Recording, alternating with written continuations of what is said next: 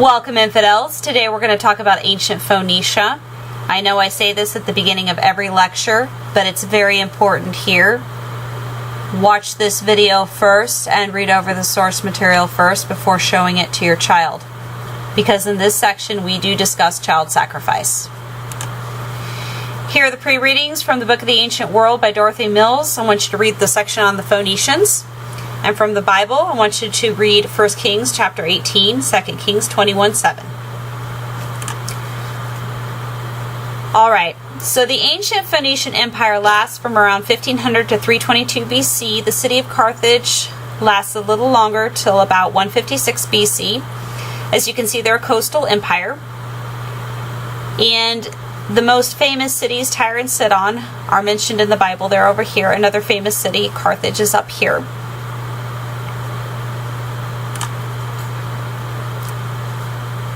I already mentioned Tyre and Sidon. They're found throughout the Bible.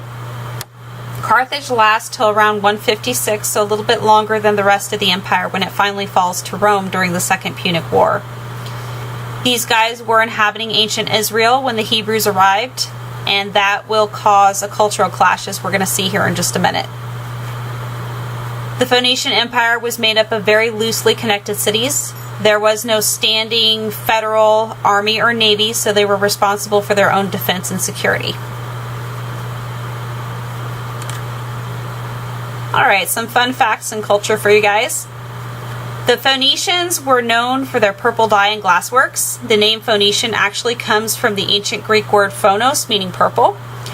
They were very influential with our modern alphabet, and they did borrow a little bit from the Babylonian cuneiform.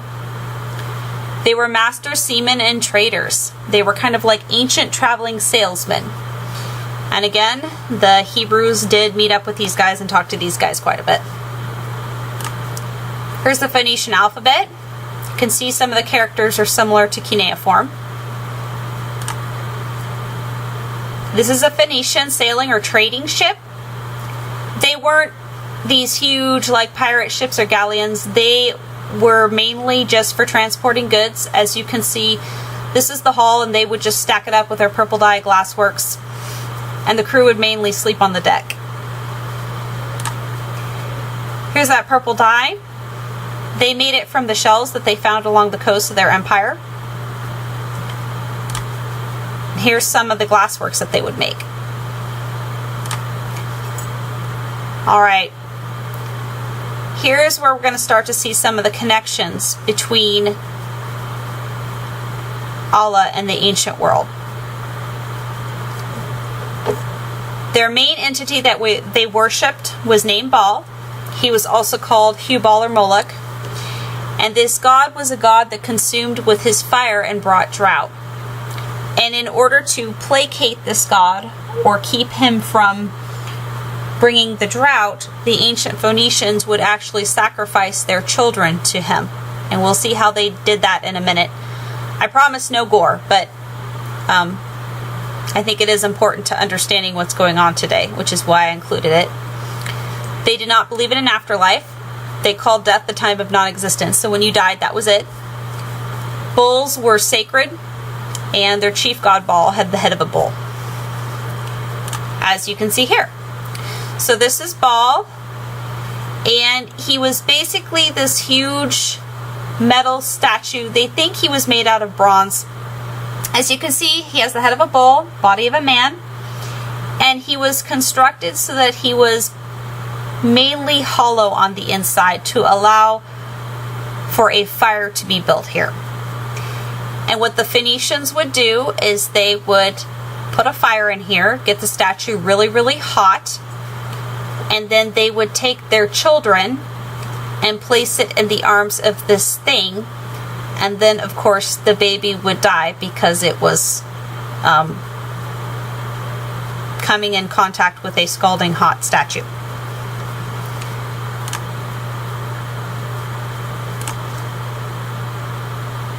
Okay,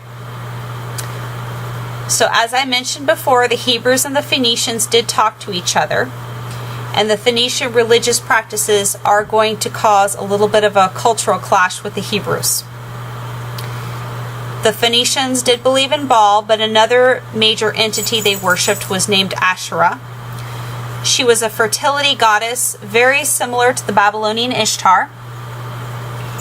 And how they would worship her is they would carve these intricate poles out of trees because she was associated with living trees. King Ahab of Israel marries a Phoenician princess named Jezebel, and instead of converting to the Hebrew religion, or ancient Judaism, I suppose is what you would call it, she continued to follow her native religion and demanded that King Ahab set up a Molech and Asherah poles. And in fact, one of the Asherah poles ends up inside of the temple, anchoring the God of Israel and leading to the Hebrews' captivity in Babylon, which we already covered. This is an Asherah pole. As you can see, it's carved out of a tree. And they came in all different shapes and sizes and designs.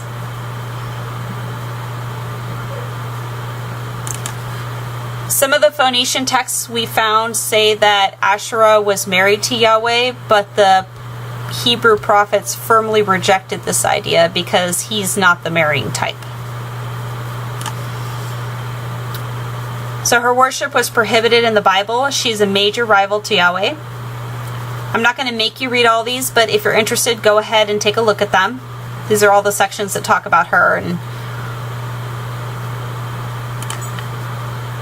so if you ever see the name Molech or Baal, or even Hubal, just know that that's referring to the same God. There is a famous scene on Mount Carmel involving the prophet Elijah. In this scene, Elijah challenges the priests of Baal. He instructs them to construct a sacrificial mound, and he does the same thing. But neither party lights the sacrifice. He says, you pray to Baal, I'll pray to Yahweh, and we'll see who lights the sacrifice. And of course, the sacrifice dedicated to Yahweh bursts into flames, and the one to Baal sits untouched. I posted the link to a really cool little cartoon video that illustrates this scene beautifully. It is cartoonish, but it does get the point across really well. And I also put it in the main body of my post for you guys. Here's a picture of the prophet Elijah's Mount Carmel victory. Alright, so you would think that after all of the knowledge that we've gained, and after all of the history, we would be past the point of sacrificing children. We would know better. But sadly, I don't think that we as a human race have come to that yet, at least some of us. I'd like you now to take a look at this scene from the movie American Sniper. Now, there is some language in it, so if some of you parents aren't comfortable, I understand. But it is a really good illustration of modern child sacrifice. The woman doesn't do anything so obvious as put her child in the arms of a scolding statue. But she sacrifices him a different way. There's not a lot of gore, but it's a very compelling scene.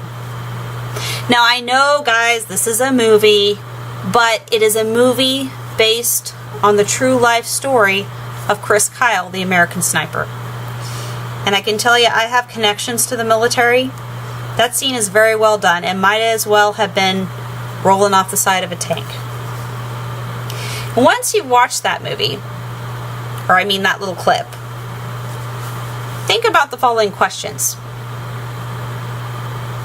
Notice how the woman sends her young son out to throw the bomb. She tells him to throw it. Why doesn't she just do it herself? Note how Chris Kyle and his companion react. What are your thoughts about their reaction?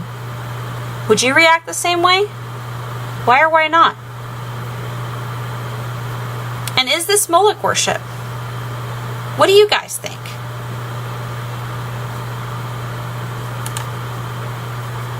All right, next video. This is from the New York Post.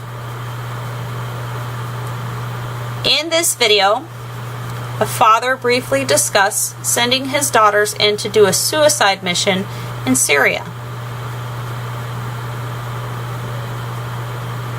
No gore, but take a look at it. He's so adamant he's doing the right thing. Why would this father want to do this? Do you think this is similar to Moloch worship? Why or why not? Alright guys, that's enough videos. So what I'm going to do for this last example, and this is just kind of a broad example, is I'm going to defer to this lady, Golda Meir, Jewish lady. She was the Prime Minister of Israel from 1969 to 1974. Peace will come when the Arabs will love their children more than they hate us. That's a famous quote from her. Now, lately there has been some debate about, well, did she really say this or not? And if you're interested in kind of taking an objective look at that, just check out this link here. It's kind of a cool article. But you know, even if she didn't say it, the fact that this quote is so famous really drives home a point. And the point is that the Jewish people have been on the front lines of this for years and years and years, and it looks like they will be on the front lines of it for years to come. They have experienced many situations with some of their Palestinian enemies sending in their children to try to hurt theirs. Why would they do that? Why would they sacrifice their children like that? Is it Moloch worship or is it not?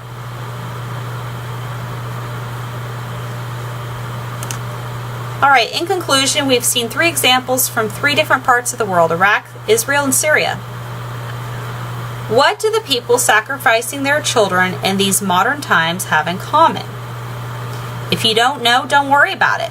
We're going to get to that section real soon, and I'm going to bring everything together for you. For right now, I just want you to hang on to your thoughts. In conclusion, the Phoenicians gave us the alphabet, trade, a sense of adventure, and inspiration for the following civilizations to build superior ships. Unfortunately, they also gave us some cruel religious practices. It's arguable that these practices still exist today. Parallels exist between Moloch and Allah, or Allah as the Babylonian spelling goes. Moloch and Asherah worship drove Yahweh to anger and the Hebrews to exile in Babylon for 70 years. Here are my sources. Again, I apologize for them being so small. But if you have any questions or you want me to send them to you, I'm happy to do so. Thank you so much for listening. God bless you all.